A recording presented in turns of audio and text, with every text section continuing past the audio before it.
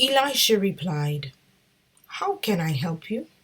2 Kings 4:2. Has your family ever asked to borrow something from a neighbor?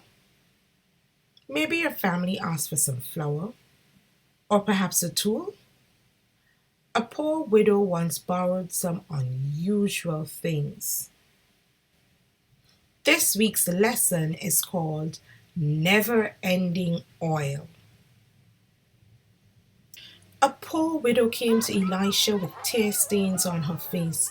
"My husband was a good man who loved the Lord," the woman cried, "but now he is dead. The man my husband owed money to says if I don't pay him, he will take my 2 sons to be his slaves."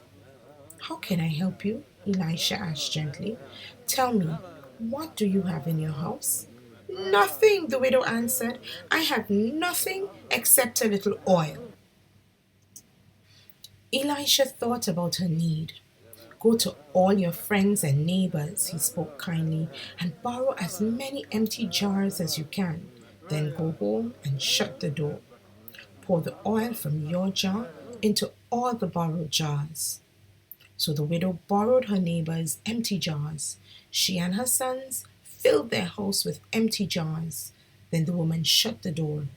She began to pour oil from her jar into a borrowed jar. The oil kept flowing, and soon the first borrowed jar was full. The woman poured, and the oil kept flowing. She filled the second borrowed jar. She filled the third borrowed jar. Then she filled the fourth. Soon she lost count. She just kept pouring until all the jars were full. "Bring me another jar," she said happily. "There aren't any more empty jars left, Mother," her boys exclaimed. "You filled them all." The woman's eyes sparkled. She hurried out of the house and ran to find Elisha. "I did exactly what you said," she spoke breathlessly. "I borrowed as many jars as I could, and now they are all filled with oil, and I still have oil in my jar."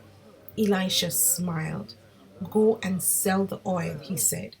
"Pay back what your husband owed, and you will have money left over for you and your sons to live on." The woman praised the Lord for the miracle of the oil. She thanked God for taking care of her, and she thanked him for Elisha and her neighbors. That day, the widow and her sons learned that they could always trust the Lord to take care of them. We can trust God to send the right people to care for us too. And God wants us to be good neighbors also. How can you be a good neighbor? How can you help others today? This week, we will make a pot. For this, all you need is some modeling dough or Play-Doh.